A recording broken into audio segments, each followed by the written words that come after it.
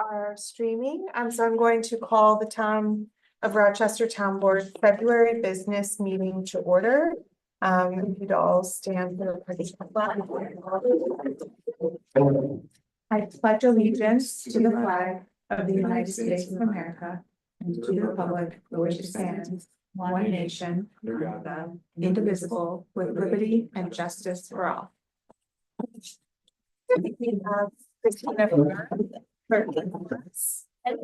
could you do the roll call for us? Councilwoman Alba. Present. Councilman Coleman. Here. Councilwoman Souza. Here. Supervisor Nellen. I'm here.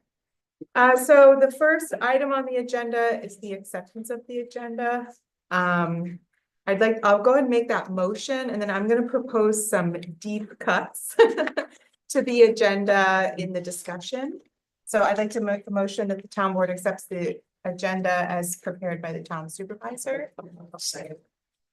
So we have to do an audit of vouchers. So this meeting I had estimated would end around 10, and I just do not want to start signing vouchers at 10. So I'm proposing a bunch of cuts of things I think we can just table until workshop. What I'd like to do on those items is if anyone wants to discuss any of those items at the end of the meeting during our discussion, we can, and then I'll try to send you all that back up Monday or Tuesday, so everybody has plenty of time for those things. So I'm just going to go through. So my proposed cuts are under the number 9, the presentation of items. We're going to strike the local law 4. I'd like to table items D and E until the workshop meetings. Under resolution. Oh, sorry, I'm under resolutions now. I'd like to table item G, the end of service agreement, until the workshop meeting. I'd like to table H, the town planner services, until workshop. I'd like to table J, adoption of the public body guidelines, until the workshop. And I'd like to table the amendments to the Climate Smart Task Force resolution till workshop. I'd like to table scheduling the public hearing on local law 4. And that's it. Is there anything that I'm offering to table that you guys don't want me to table? Second. You guys accept those changes? All right, so we'll let's vote on the resolution as amended. All in favor? Aye. Aye. Opposed? Abstain? Motion carries. Great, thank you guys. I'd like to get us out of here by 10. How about that? Okay, so for let me just see. We are I have the financial report published in the agenda. So those are the numbers for January, and then the abstract 1 and 13 we approved at our last meeting.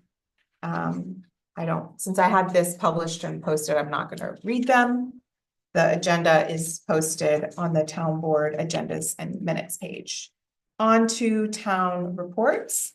So for the supervisor report, I just wanted to review the correspondence packet that I sent you I think it's helpful to go through some of those items.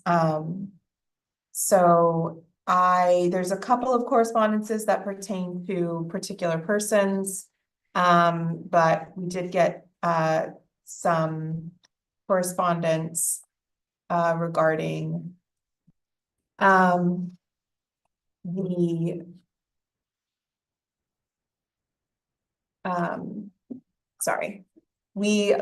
have a correspondence that I included that's the Boyce Mill Bridge update newsletter. I believe I put that in. So basically wanted to let the board know that we are the timeline on that is we have an approved design, which the town board voted on. at the end of last year. So now what the process is that we have to secure the right-of-way acquisitions before we can move forward with the construction bid. So our engineering firm is handling the process of appraisals, and we as a board will ultimately be the body acquiring, doing the property acquisitions for the construction. But they are doing the work to have the surveys, appraisals, and then we will be negotiating the offers with the landowners. So we're not doing it, it is a taking, but it's not, we're not just like taking the land, we're going to purchase the property from the landowners. That's needed in order to put the footings in for the bridge. So we basically have through July of 2025 to close on those. And then the Department of there's a whole process after that happens where it has to go to the Department of Transportation. So that brings us through October 2025.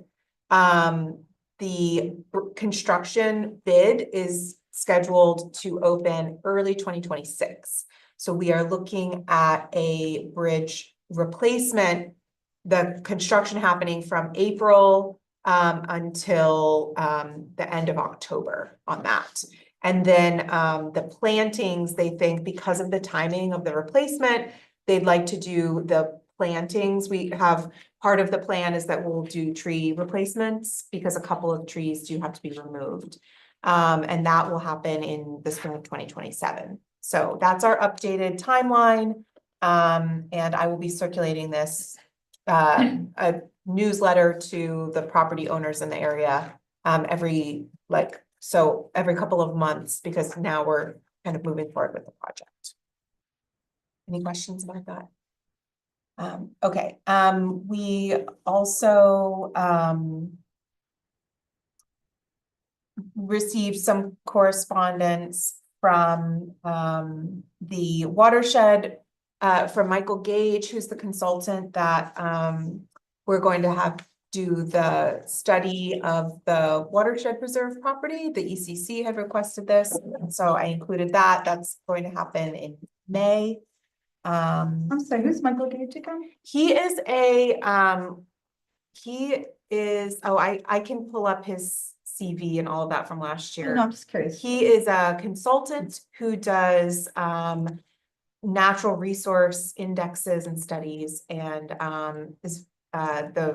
will be creating a catalog of species and a historical habitat narrative of that property. So I have all that. I should forward that to you because it's an ECC project. You can update them and let them know that he's planning on doing that mid-May. Midday. And they have that budget is coming out of their budget item, their budget line. Got a follow-up, which is an agenda item on the reducing the speed limit on County Route 6. We had talked about that in the fall.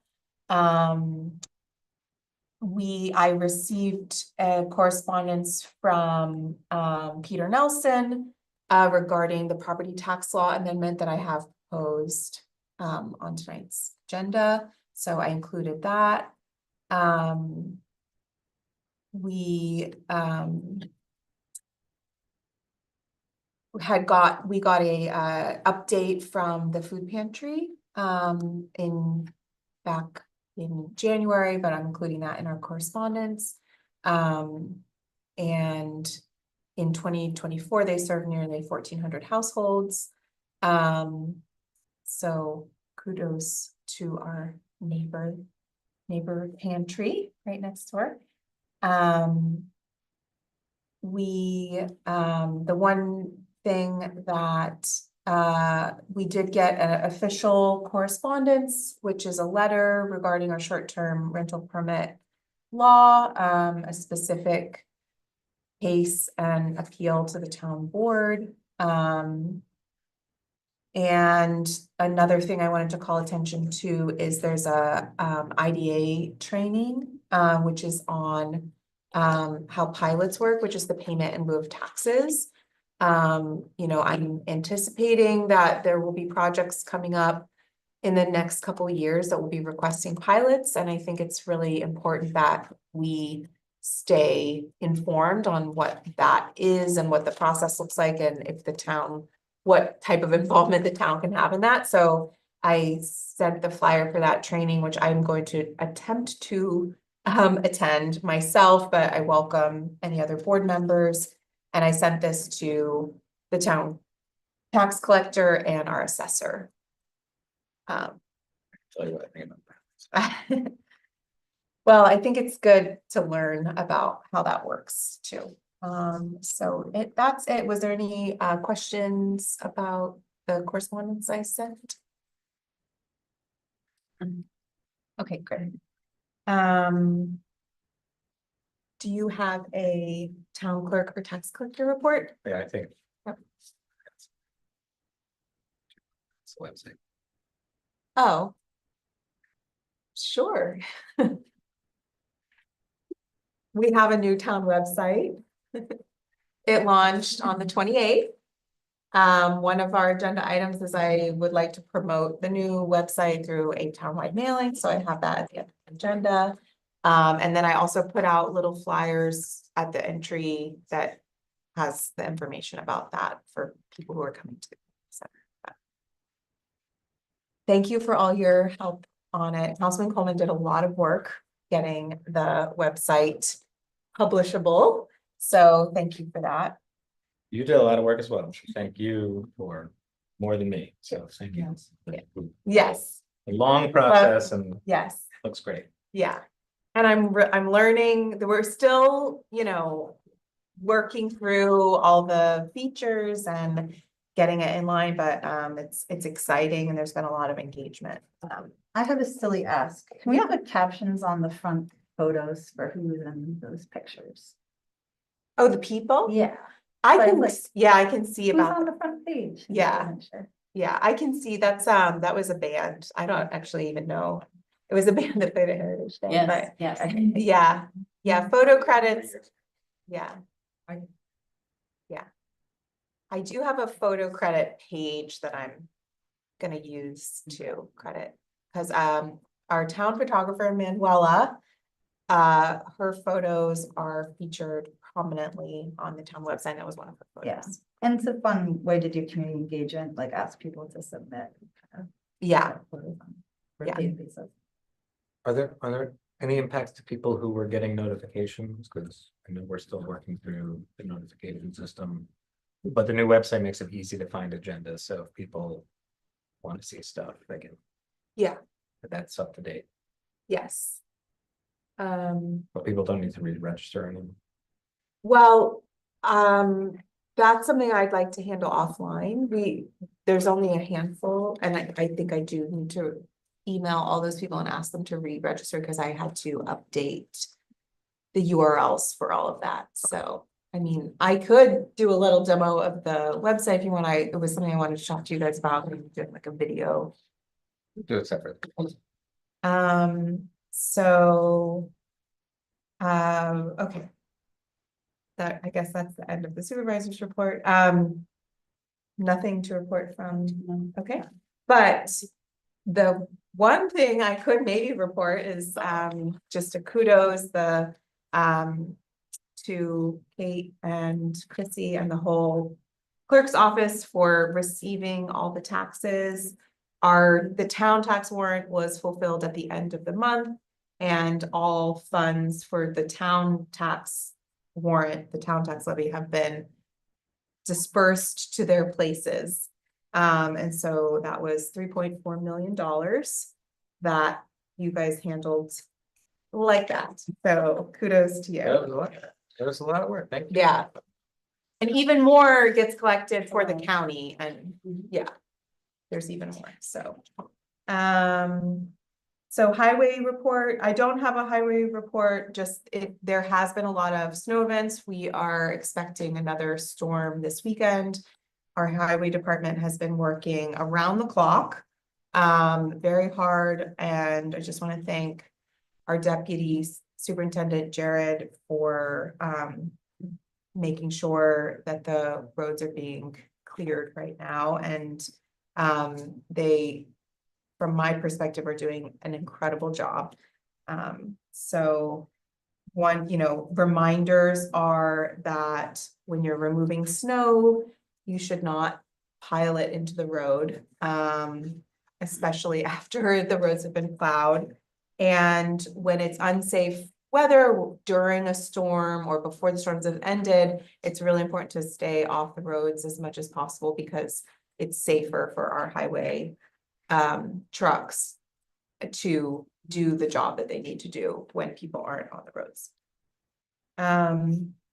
So department reports, I do have a code enforcement office report that I need to forward to the board. I neglected to attach that in one of the 50 attachments that I sent you guys this week. I am scheduling departments to come to our meetings. This is something we talked about last year. So in March, the code enforcement office will come.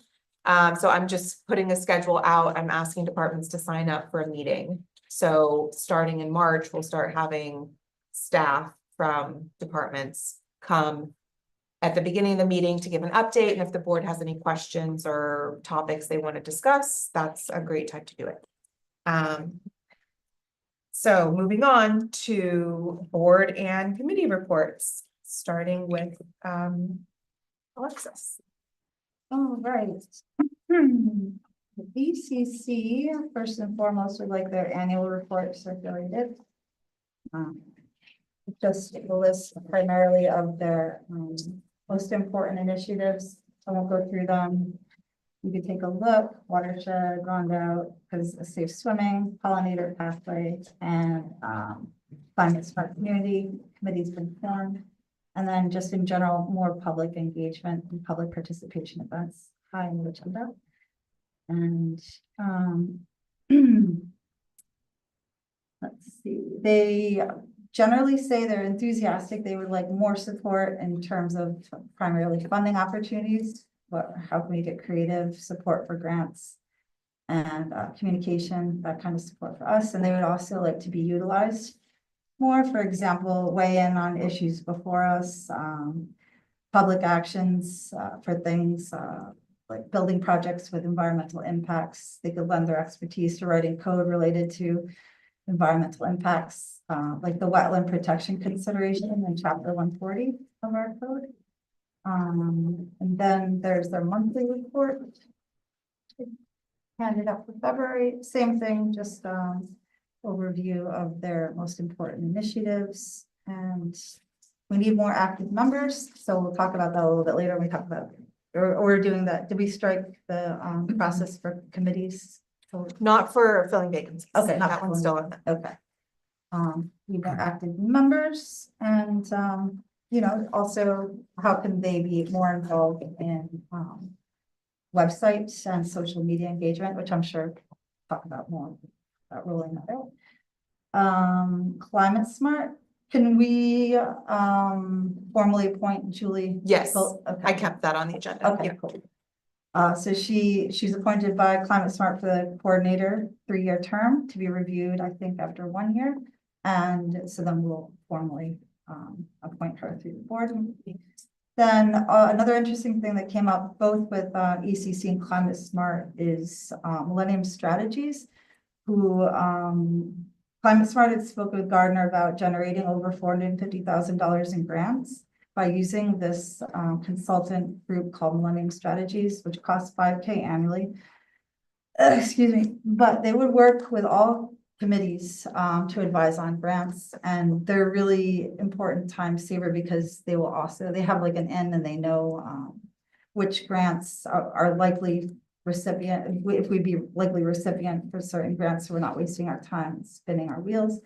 And then also just to be more expeditious in the way we handle grants. So that's just a possibility to discuss at some point. And then the other thing was discussion about bronze rating and what we're doing in terms of the low-hanging fruit. And if anybody wants more information, I've got the checklist that anybody is welcome to take a look at. Ag Committee, this one's easy because I haven't had a meeting yet, but convening February 26th, I'm excited because that's going to be a farm visit meeting. So looking forward to that. That's it. Does anyone have any questions for Alexis? I do, Alexis, what did you say was the name of the grant? Oh, yeah, it's called Millennium Strategies, and I can send you that. Yeah. And what farm are you guys with? Oh, yeah, If you know. yeah, no, I do, I was like, just curious. yeah, Sea Change Farm, have you been there before? Sea Change Farm? It's one of the members. Yeah. Yeah. I know. It's like I can tell you when I'm on the road, I'll be like, oh, that's so and so. Mhm. Actual business. Looks like they do flowers and. Oh, Yeah. okay.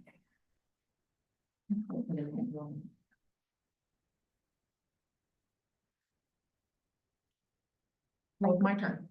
Oh, well, I was gonna actually, ahead of the, so that meeting's on the 26th. Yes. There's a couple of things coming up that's ag related. That I'm wondering if you could report to the committee. The applications to be included in the state certified ag district open on March 1st. So application for. Sorry, say that. Could you repeat? Oh, the state certified ag district. Those open on March 1st.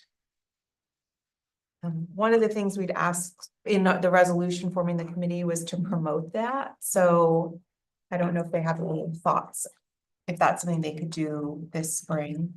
And then the other thing is our assessor is working he went to a training in Albany about ag assessments and ag lands and all of that stuff, and he said it was attended by farmers and assessors, and it was really helpful, and so he's having one organized for our town and county, and once they get that scheduled, thought maybe the ag committee could help promote that. Okay. What's the assessor's name again? Jeremy Baraka.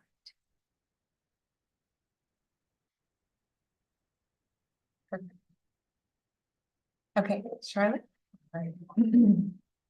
So first for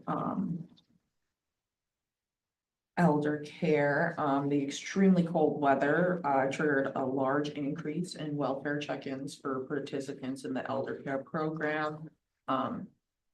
Whether that was participants themselves calling in to make sure someone was gonna come make sure they have power and they're snowed out, or it was family members from out of state calling in. Most have been found to be safe and sound. However, the ones that did require further assistance, received it very rapidly with no additional complaints. They called in other local aid for a couple of the calls and all worked well. I don't want to say that because I don't want to misquote them because I don't have them written down. So that was elder care. And community preservation fund advisory board, we have yet to interview and form as of yet, so nothing. We had them in the ad though that we did, yep, so we'll hopefully have some applicants for it soon so we can start filling that roster.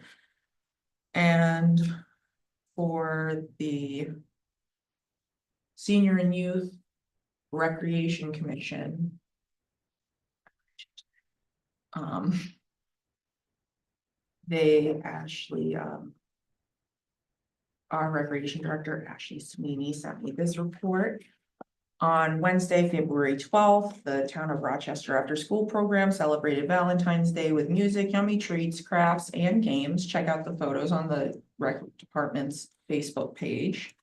On Friday, February 14th, the department will be taking a community bus trip to Resorts World Casino, Catskills in Monticello Casino. I think that every time I go. There are 38 people signed up for this trip. The bus will leave community center at 9 a.m. and return approximately at 5 p.m. The next adult paint class will be held on February 26th at 10 a.m. in the community center. This class has been filled with people who were on the wait list for the January class. And the Town of Rochester Recreation Department is thrilled about the town's new updated website. Kudos to all who worked on it, especially Supervisor and Alan. We will be consistently posting current events on the rec page for the public's convenience. Save the date, the Town of Rochester's 2025 St. Patrick's Day Luncheon will take place on Friday, March 14th from 11 a.m. to 1 p.m. here at the Harold Lippman Community Center. And just a big thank you again to all of our after-school aides and anyone included in the after-school program and anyone for the elder care program. And Housing Committee, they are still, we just handed over everything they had. So we're kind of, we're in the holding, waiting for the first updates to come back from them. I know on my end with HAC and PACE, they are closing out the first phase stage of the process and finishing out the documentation and memorializing of all those documents with us. For them to then come over to us, like the chart and the mapping that I showed you that they had done. With our reasoning for the corridors that we picked, and then hopefully after we get that back, we'll start to get the beginning workings of the actual two corridors. While we're kind of in that waiting pattern, I think the Housing Committee is going to be working on some other smaller tasks. Anything for the pro-housing, New York pro-housing communities that we need, they'll be able to assist us with, because they'll have some downtime. And then they also are very interested in getting the housing transfer tax in town, the one that's similar to the CPP. We have to make our own local law similar to Long Island, and but it's possible to be done in a year. I had asked the committee to give us a makeshift, not official time frame of what it looked like for if it was to try to be done this year to go on the ballot with the community or the conservation preservation transfer tax, so that they just happened at the same election, same vote, same ballot. Ideally, because our goal is to have that on the ballot this year, when we put through the committee and tabled some of the other items we had to do last year. We said that the goal was to get it on the documents redone and then on the agenda, on the ballot this year. So the Ken Stevens emailed me and you, Aaron, that potential, what that time frame and timeline would look like, and that it is doable in a year, potentially with some advice. So I'll be coming back to us with more on that, I'm sure. So will the Housing Committee on everything. So What's the proposed levy? Do they have an idea? yeah, it all have to be drafted. I think it maxes out at 0.5. Does it max out at 1? Sorry. What's the percentage? Yeah. Max on the- So there's wiggle room with that, and I think we're thinking like there's gonna be 2% overall, and the Housing Committee is requesting or making the recommendation of 1%. So that's the- Right, 1% for the housing and 1% for the conservation. They had a meeting, an additional meeting to their normal monthly meeting, last night? Monday, they had one earlier We this week did. that I wasn't able to attend. Yeah, last night, Last I knew the update, we weren't sure on the percentage wise that we could. Oh, just curious. Yes. Yeah. this week. I knew that it was probably similar based on Long Island's to what the Well- conservation limit. You're gonna make them come. Michael? Or any more questions for Charlotte? Did we ever get an editable copy of the community preservation? Did we get it in Word, I don't think so. and did we get the math data? Can we ask that again? Want me to do that as the liaison? Yeah, Sure. I know who you could ask. Some, I have that. There might be someone here who. I can also connect you with Ted. Yeah, I was about to say, right. I think Ted. Yeah. I will put it on my list too. Okay. Let's see. So Free Exchange, I did reach out. I haven't been able to find the time to meet with them yet. So hoping to do that before the next meeting. Ambulance Improvement District, we know that we need to fill 2 spots on those committees. We did get some correspondence. We have From- 2 applications. We have 2 applications and we got some correspondence from the committee. They really want to fill that board out and figure out what the plan is. The first reports from the squads are due in April. So they want to be proactive in terms of being ready to get that information and make sure that they can start performing the assessing. Zoning Board of Appeals, so they had a meeting last month. They only had, I think, 1 item on the agenda and the applicant wasn't able to make it, so. They weren't a complete board. We have another slot there that we have to fill up. So they did talk about one of the upcoming applications. Also discuss possibly moving the meeting to 6:30, which would put it in line with everything else. They haven't done that. You didn't decide to do that. Not yet, they haven't, they haven't approved that. That'd be great to have all our meetings starting at the same time. So more to follow on that. Planning board had a long meeting this week. They were here past 11. So thank you to all of them that stuck around. A lot of items on the agenda. There's definitely one particular item where there was a lot of residents here about a proposal for a cell tower in town. And so I know there were a lot of requests from people who attended the meeting who were interested in hearing more about that application. So we've been talking with the planning board about what we can do to potentially make those documents easier to access. We have a new website now, so that's one possibility that we're looking at. And the issue we had was the document is very large, so we're trying to figure out how to make it so that we can have it be more consumable and easier for people to download and navigate. So that will be forthcoming. So we'll get that up there as soon as we just check and make sure we have the approvals to do everything. And then hopefully that can provide people with some more background in the application and what they can expect. And I think that is it. Questions? No questions, but just something I want to bring up for the board's knowledge and public knowledge to do with the ambulance improvement district. We'd gotten a public comment later in the year, I think last year, from a resident that their partner had fallen and not actually gone on a trip in the ambulance, so they got charged because Medicaid was able to be charged unless they were transported. They can't do it for just a house call. And Governor Hochul did sign in to law, allowing Medicaid to be charged even if patients aren't transported now by ambulances. The ambulance services can still charge Medicaid and Medicaid has to pay it. So I just happy news that and hopefully that happens at that resident property or to them again, to be able to have it billed to their insurance. So we didn't solve it, but I'm happy that got addressed by the government. So Thanks.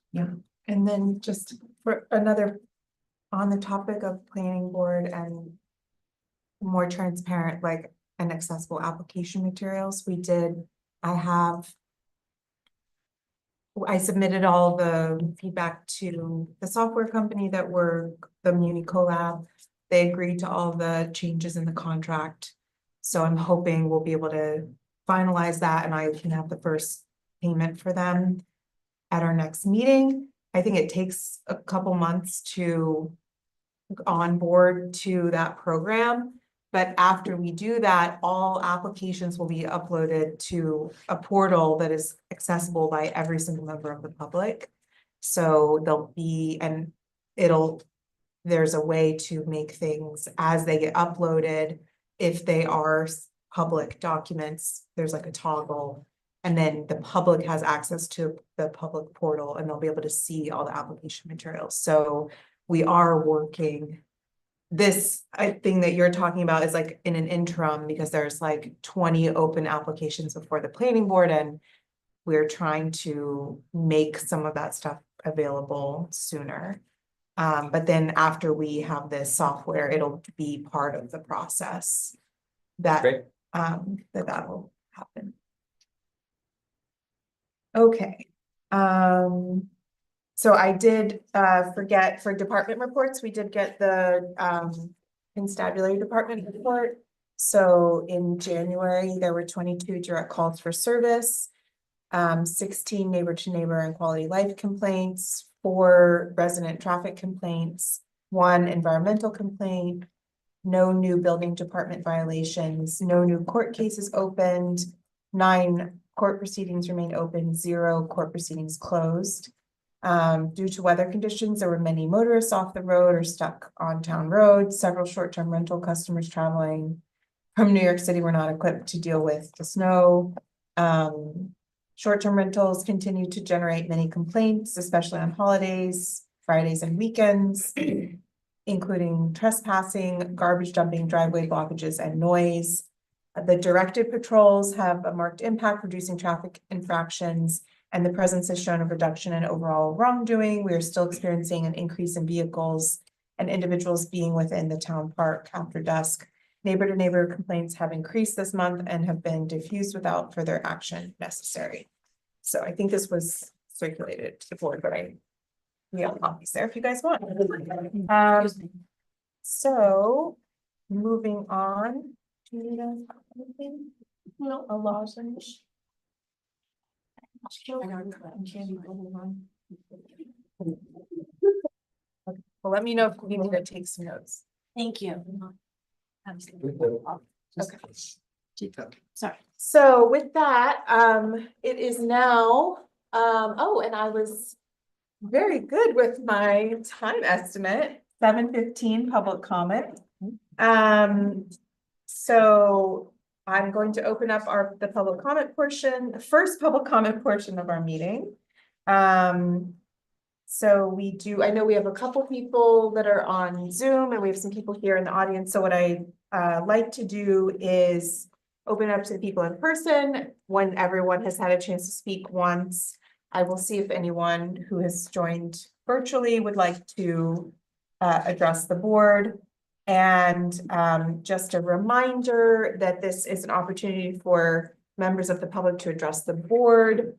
It is not a question and answer session or a back and forth with the board. So our practice is to listen.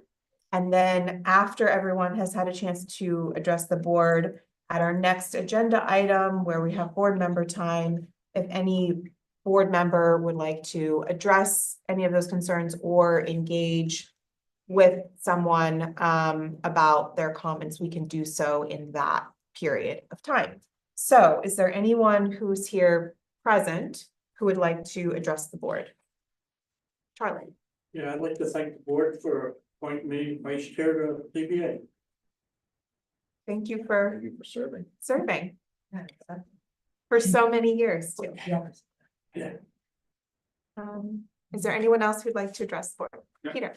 Peter Nelson, Ackworth Fire. I'm here to speak on behalf of the fire department about local law 3 that is, I know, going to be possibly put up for public hearing. And just to, I would encourage the board to make this small amendment that is proposed. It's a small change that was in the law that basically allows, the amendment would allow people that live in a neighboring town that serve in the Ackworth Fire or Cohasset Ackworth as a volunteer to be eligible for the 466A law. So currently, right now, we have a couple of members who are very dedicated, longtime members who live in the town of Marbletown but serve here and have for many years. They are not allowed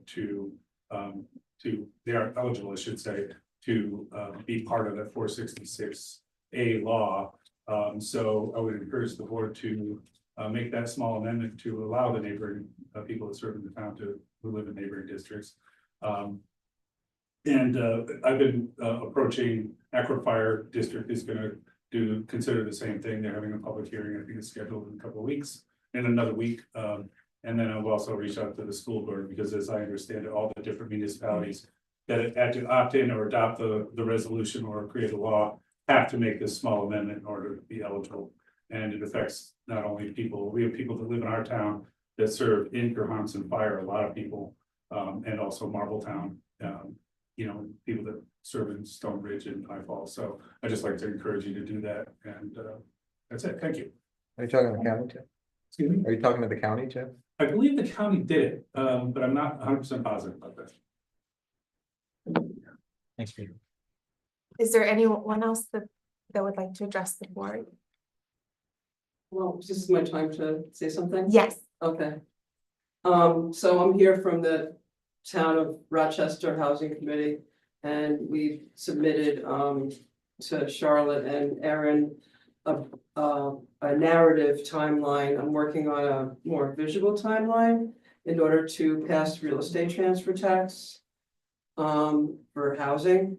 And there's a window.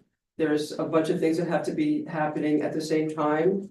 And we just want to know that we have the support of the board in order to do the, motions. There's certain things that don't get decided right now or as we go along, but there's language that have to be submitted into law. There's the local law has to be submitted, and then the state legislature. So we just want to know that we have been, we have the support of the board in order to go forward with this.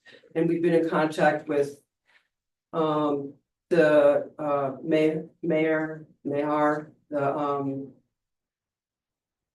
the legislator for our area, and they are supportive. So I've been crunching numbers to see what would be happy, what would that entail if it was 1%,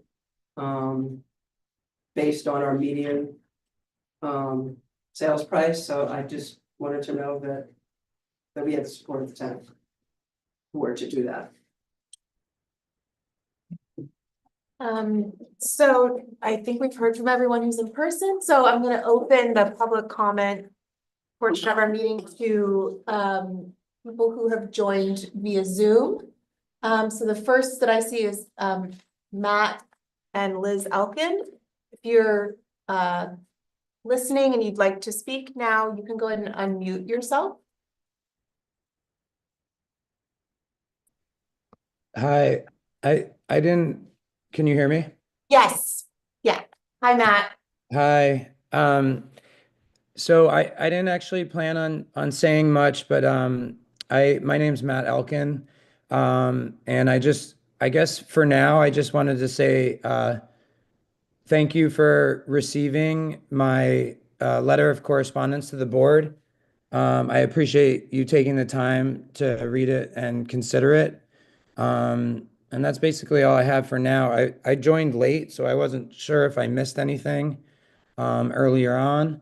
But for now, I just would like to extend my appreciation for taking my letter and reading it and considering it. So thank you for that.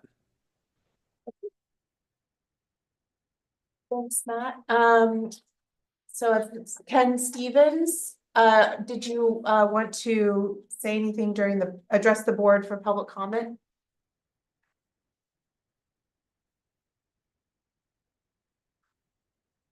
Oh, we can't hear you.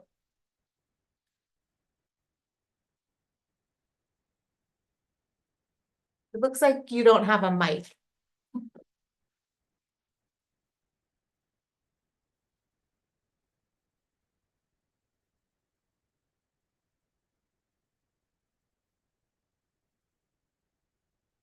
So maybe we'll see, Rosalie, you're also on Zoom. Are you here to address the board during public comment? No, thank you.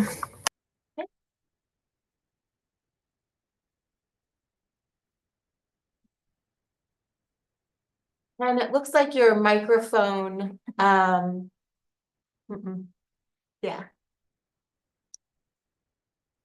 Do you want, Ken, can you hear us? Yeah, if you. Okay, Yeah. What he wants to say. okay. All right, so I guess that's it. Or. What did you say? I don't think he wants to say. Okay. please I talk. said I don't need to say anything now. I Oh, don't need to say anything now. Okay, great. So, is there anyone who wants to, are we done with public comment, or does anyone else have anything else they want to say? Okay. With that, I will close the public comment portion of our meeting. And now it's board member time. So this is board member time. This is time in the meeting for the town board to share non-liaison updates, any issues, to address anything that came up during public comment. So I will just open the floor to the board. I'd like to respond to Claire's comment.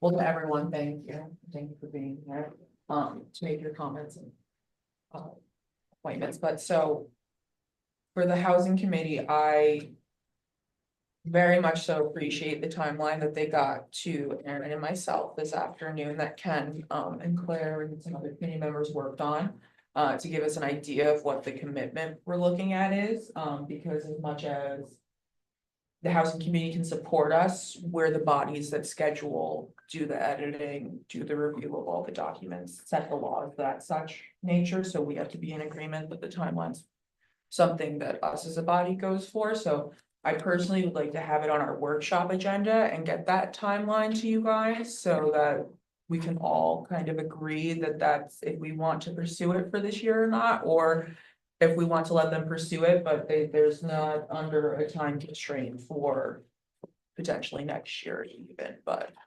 Is there any historical stuff for me to look at, documentation to give me, because I'm brand new to this? Just Yeah, this is all, so the housing transfer tax, did you knew what our, the conservation preserve Yes, that tax? yeah, and I wasn't sure there was a decision on what bucket of money, that bucket of money was going to be used for an eventuality.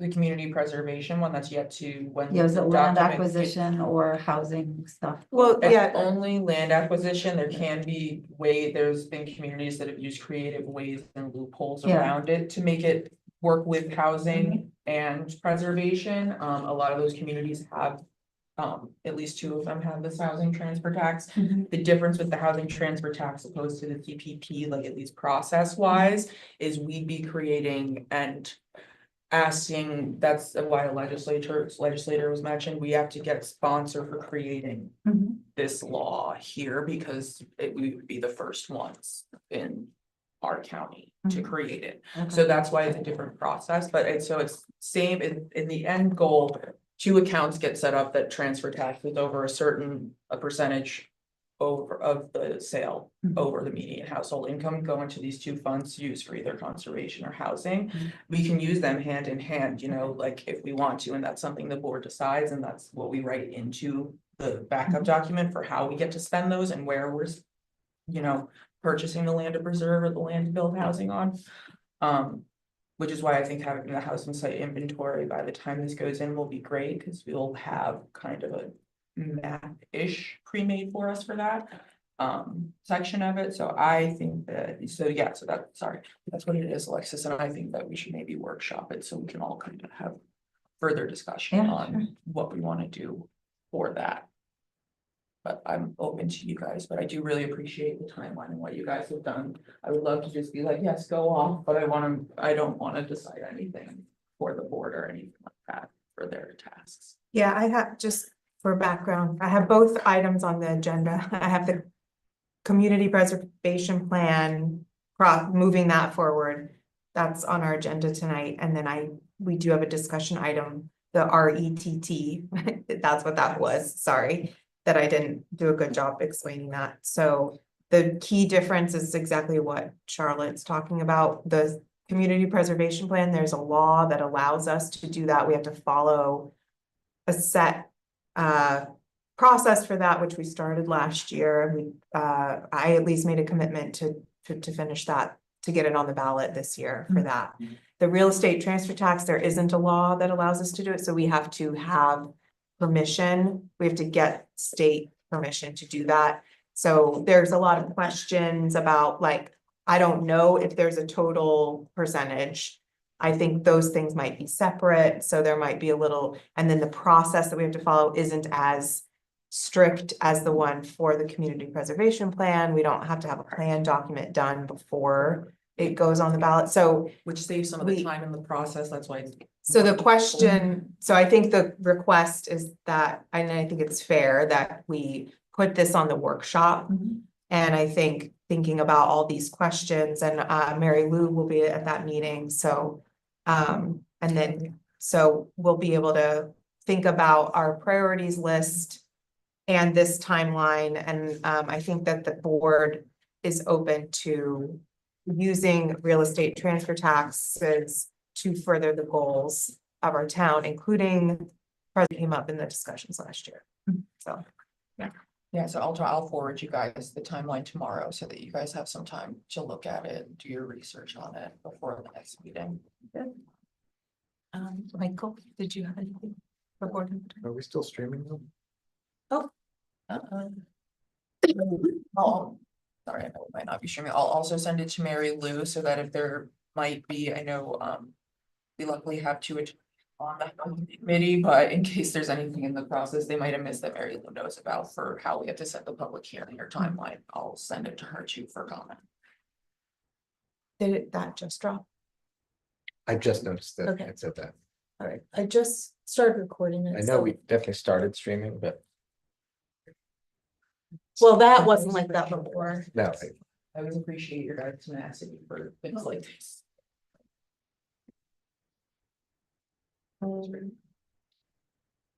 Does any town board members have any more for town board member time?